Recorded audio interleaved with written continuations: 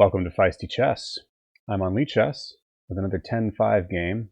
I'm paired as white against El Supremo 04. I have played El Supremo before, and I managed to reign supreme. Alright, let's try knight f3 instead of the Vienna game this time. We've got the Petroff. Okay. Regular Petroff, not the Stafford gambit with knight to c6. So we just come back here, and the line I've been learning against the Petroff is knight to c3. And if he takes on c3, we're recapturing with the d pawn. And if he doesn't, we push d4. So we got a nice little lead in development. He's had to play two moves to play his pawn to d5. And we're just going to develop, get castled, and play chess. He's a little bit behind, but structure is identical.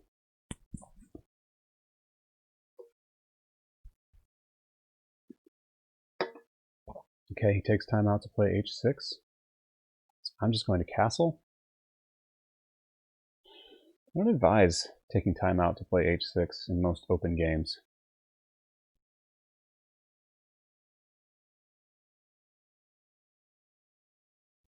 Might as well get a rook on that open file.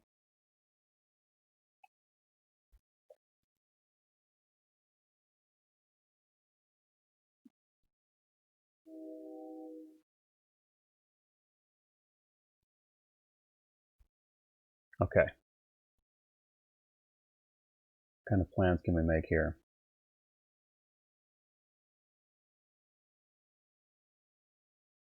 Bishop f4 looks good. Just straightforward development to the most active square. c6. Okay, another pawn move.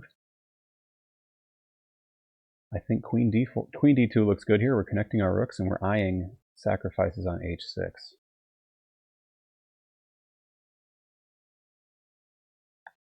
Okay. Bishop g4? What's wrong with knight e5? Or I could already think about bishop takes h6. I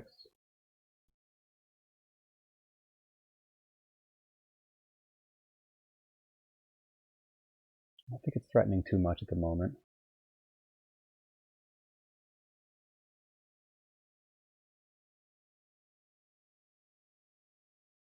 Knight e5, though, threatens to win the bishop pair.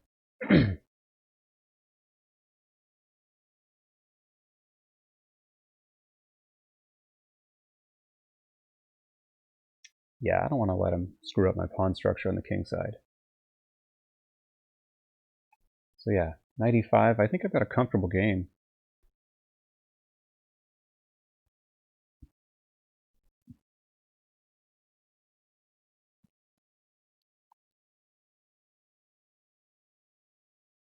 Bishop g4 would have been a lot more effective before I'd played my queen to d2. If he'd played that a move earlier, my queen was on d1, then I couldn't really go queen to d2 without letting him take on f3 and ruining my king side.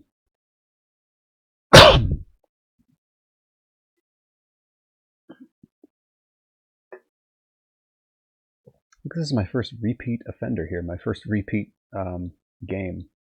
Okay, he's going to let me have that bishop. It is his bad bishop after all.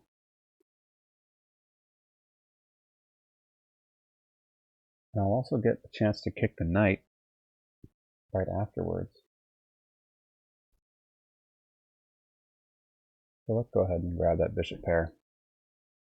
That knight looked pretty good on e5, but I don't want to allow him to exchange my knight off on e5.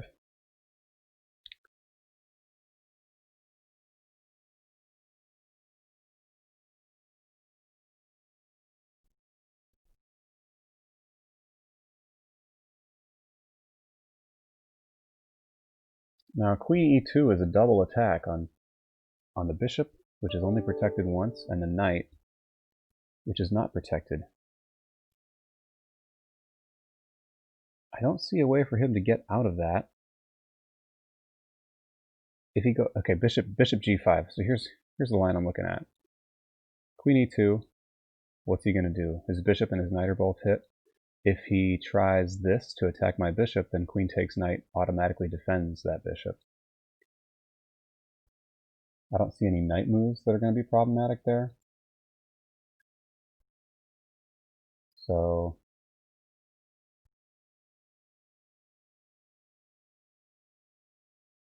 yeah, everything I've got is protected but that bishop, and that means the tactics are in my favor. Queen e2 looks like it just wins. Okay, here goes.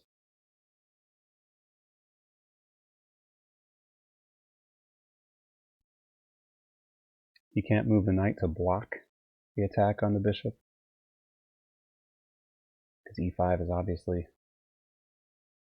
dominated by me with my pawn.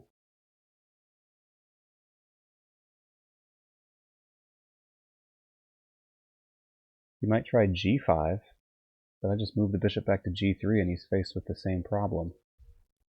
Nothing's changed.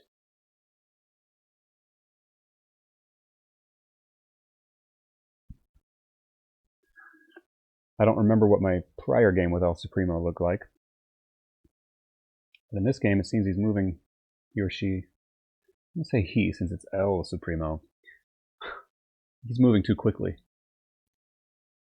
And only now has he spent more than a minute of his time after finding himself in a losing position. That's not the time. Well, you should think when you're looking like you're risking putting yourself in a losing position, but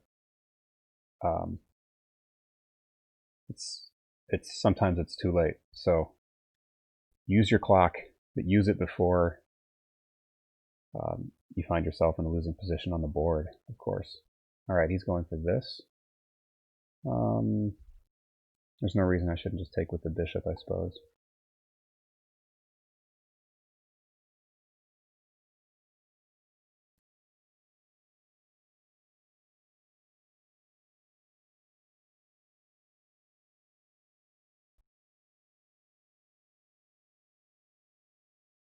Okay.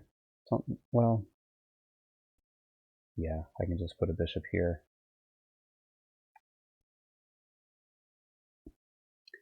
Any trades are welcome at this point.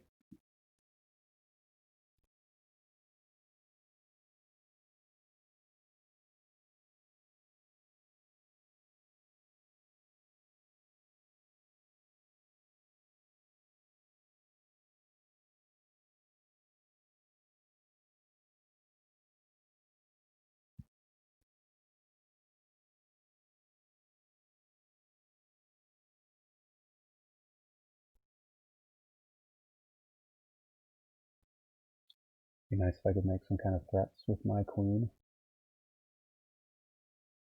Maybe getting my queen to f5. Better to do that via f3 or g4. I like f3 a little better. If he wants to trade off the knight for the bishop, that's fine with me.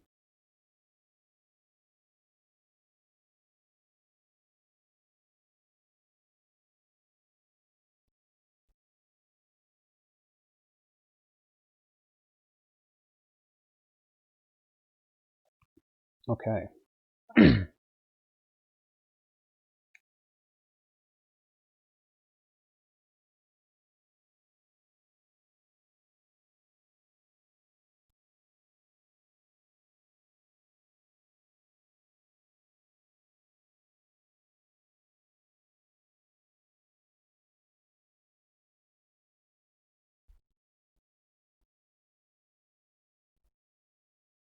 I want to get that knight activated.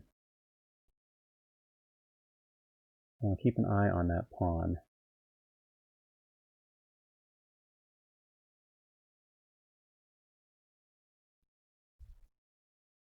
Let's bring the queen to g3. We just need to make sure we make good enough moves at this point. Hope this mic is working okay.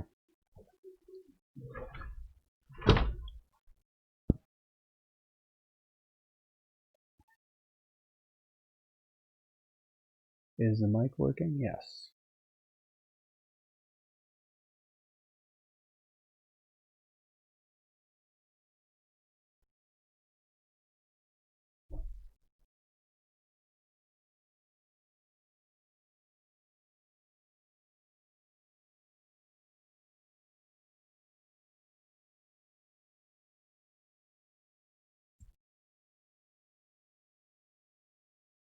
Let's just play d3.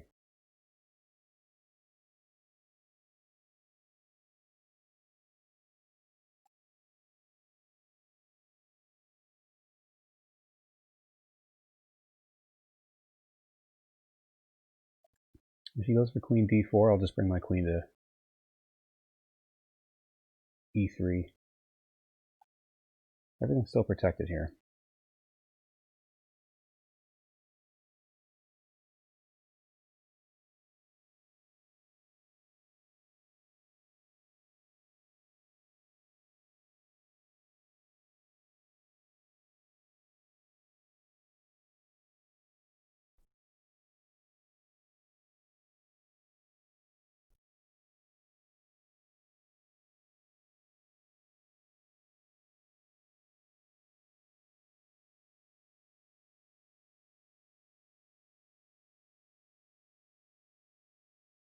Okay.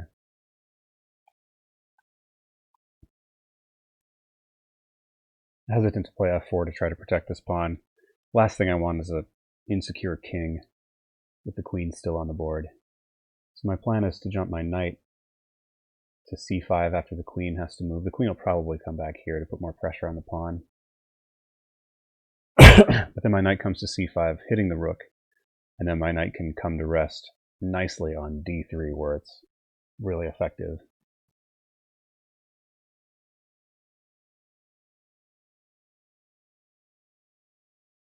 So that's the plan. This formation, b6, c5, c6, b7, c6, d5, can shut down a knight on c3 really well. Yeah, let's do this.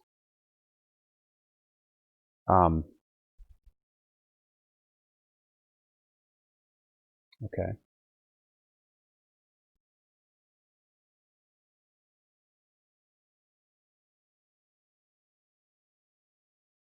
I better keep moving here. I don't want to find myself in too much time trouble. So the knight wants to come to... Yeah, the queen will be happy on e3 for the time being. Okay. Where the knight wanted to be. Knight could even come to f4 at this point. Putting the rook in a pretty uncomfortable place. So the knight can often be shut down long term by these two pawns. But his queen on b6 allowed me this kind of tactical resource of getting my knight out here before. A lot of times if you play a knight to a4, b6 will kind of shut down any prospects of going to c5. But since I came there with tempo, and his queen couldn't hold on to that square. Okay, I figured he'd be going for c5 here.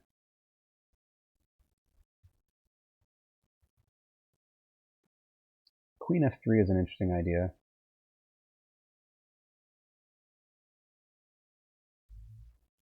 You know, doesn't knight f4 just win a pawn here?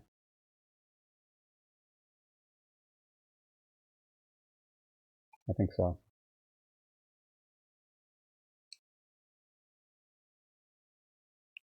Oh, not quite. Now I'm winning an exchange, though. e4 or f3? I think I can grab that extra pawn on g3. g6 if I go for e4. That just looks more active. I'm hitting the rook in an a8 is the point here. Yeah, black's pieces are not that well coordinated. You can see only one of them is protected, and that's the one that's being hit by the knight. Oh, he can play rook to c6, I suppose. I'm pushing forward with e6, though.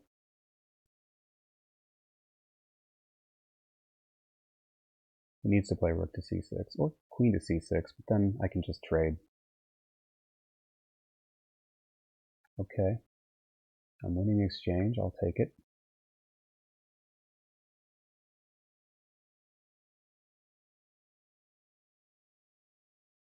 Up a rook.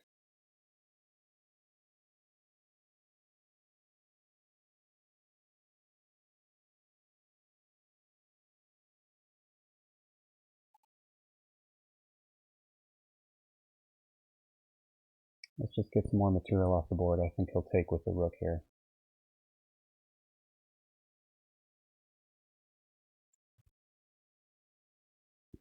Happy to be rid of that e5 weakness.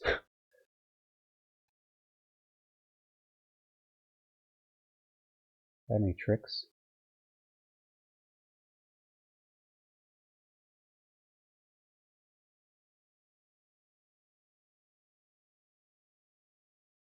Nah, we'll just simplify.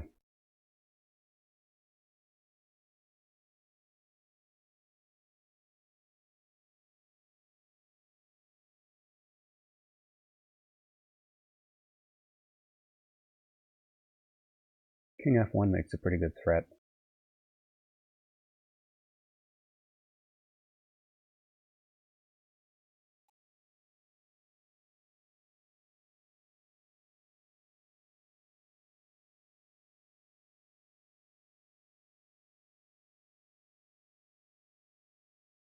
I don't like allowing tactics.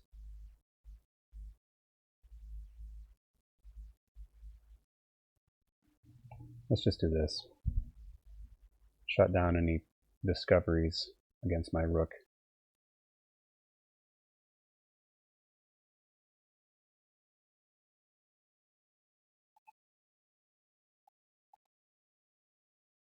Okay. Black's only counterplay at this point is hoping I clock out, so let me just make sensible moves.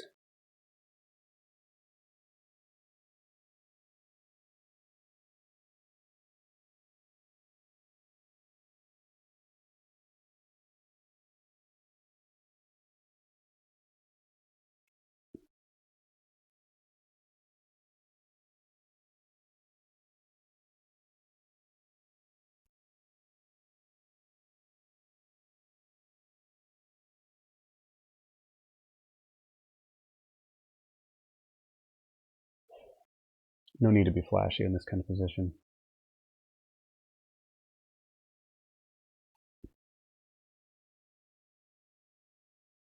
So my plan is to get a rook to e1. Okay. Plan fulfilled.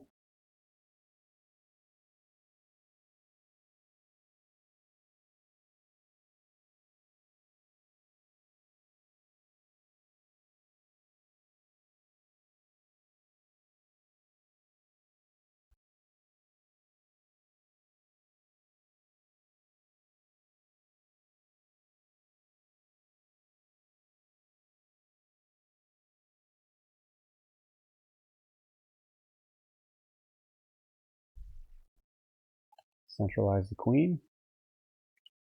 How does he avoid a queen trade here? Probably has to go out of his way.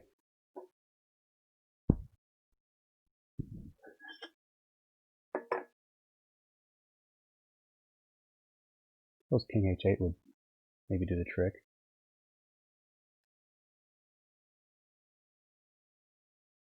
Alright, this will do the trick. Simplest way to trade queens. Okay. Thank you for the game, El Supremo. Let's look at it really quick. Sorry, I can't accept your rematch. I actually got a thing in 20 minutes too, so let's analyze really quick. Petroff Defense. Yeah, the knight c3 line is in vogue, or so I hear. The old move was d4. Knight c3 allows black to take off another pair of pieces and double these pawns. But white gets a pretty big lead in development and space and just mobility in general. So knight f6, and now you see the difference. Well, basically black has given white another tempo at this point, and little else, because there's no structural difference between the pawns. Structure is symmetrical. But white has this knight already out, and he's got an extra move. So it's sort of like he got a little bit of gambit compensation without having sacrificed a pawn. So I'm going to turn the computer on here and see what the computer thinks of this.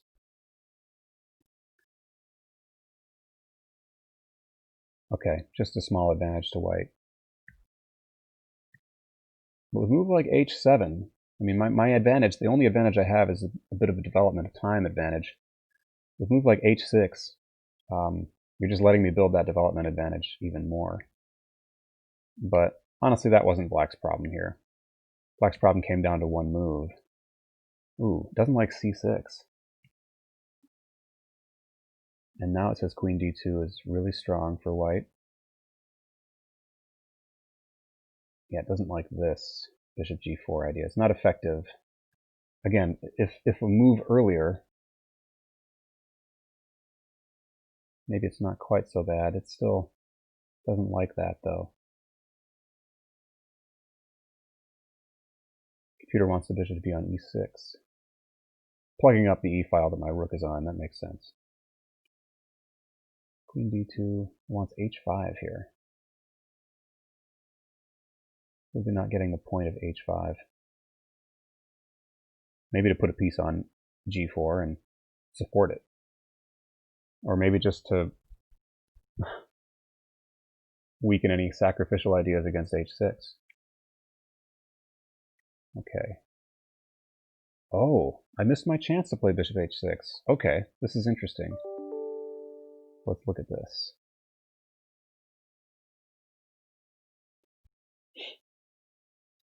I saw this position, I thought, I don't really have any threats, so I don't see the point. What if just takes here? G takes, I guess, and then we're just going to slide king to h1. What does black do about that check? Especially now that knight g4, well, knight g4 has always been outlawed because of this mate threat. The knight has to stay on f6 for the mate threat. Okay, I wish I'd seen this. Bishop g4 is no good. The best line is queen d6, but still, there's a queen's worth of advantage for white here. What's the plan? Queen g5 check. King has to go h8. Rook e5. Simple rook lift plan, and we're gonna... What about the immediate rook e5? Knight e4 is available now. Ah, and the bishop guards this. The knight blocks this. So queen check first. King h8. Ah, now the knight is basically pinned, and if the knight tries to go to e4, we just grab a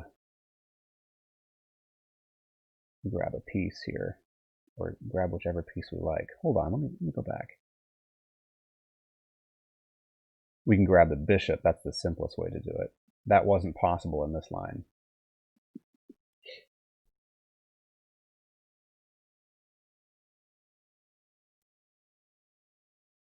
Oh, sorry, in this line. Because g5 is covered twice, actually. And the bishop covers h5, too. So first queen check, then rook here. Knight h7. Ooh, that can't be good. Queen takes g4. Yeah, I mean, resignable. Okay.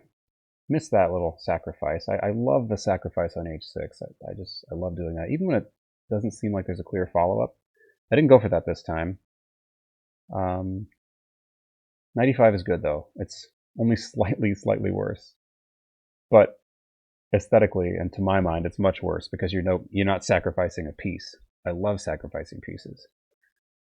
h5 is what it likes.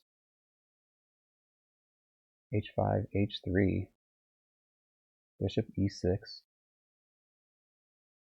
knight g6. Oh, pretty stuff. Can't take here because the bishop will hang. So instead, rook e8, knight takes e7. Seems to be giving away a monster piece for a not so monster piece. Why not rook takes e7? Bishop g5. Bishop g5 either way.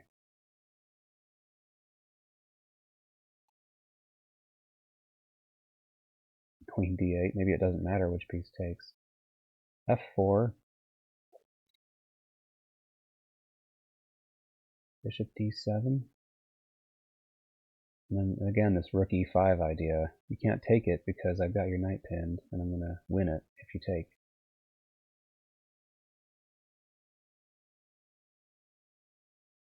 Knight a6. a3. Oh, this is much less forcing. So white just keeps a steady advantage in this line. h4 wasn't played. Knight d7 was, and now, yeah, I didn't see that I would win a piece at this point, but knight d7 was the big mistake that loses a piece. But according to the computer, black is already almost a piece down in this position, effectively, numerically. So knight d7, though, makes that a material reality, and queen e2. Yeah, knight h2, or computer likes knight f2 a little better.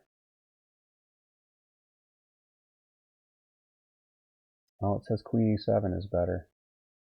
I guess that sort of forces a queen trade. That would have been slightly better. It forces a queen trade. If he wants to save this other piece, then he needs to allow me to take the queens off. But wants me to go queen d4. I would totally just grab the queens here. Being up an extra piece is so much easier with the queens off.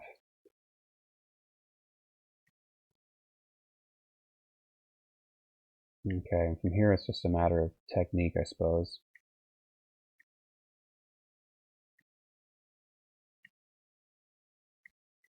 I mean, black is trying to trade off my good pieces, but the more pieces you trade off, the more of an advantage I have. I mean, with material, if you want to win when you're up a piece, all you need to do is trade off all the other pieces. So that's a bigger advantage. Like, the more other pieces get traded off, the more your extra piece counts. He wants me to play f4. I'm glad I didn't. Yeah, I keep my advantage. Oops. Let's look at the computer analysis. Get that going.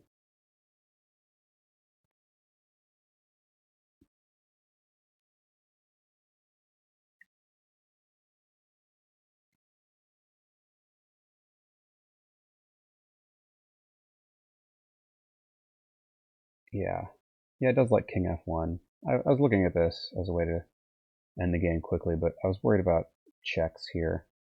I shouldn't be concerned about this because queen h1 check, and then this pawn is even guarded. But even if it weren't,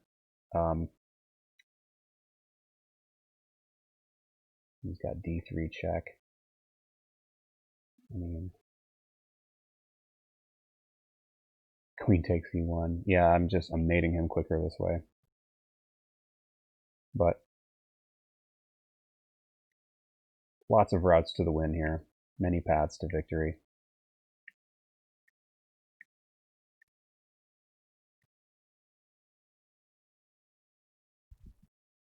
Yeah, and going for the queen trade is obviously the most logical way to try to win this, rather than going for some crazy checkmate, because then I just kill all counterplay he might have. And queens, I don't want those queens on the board.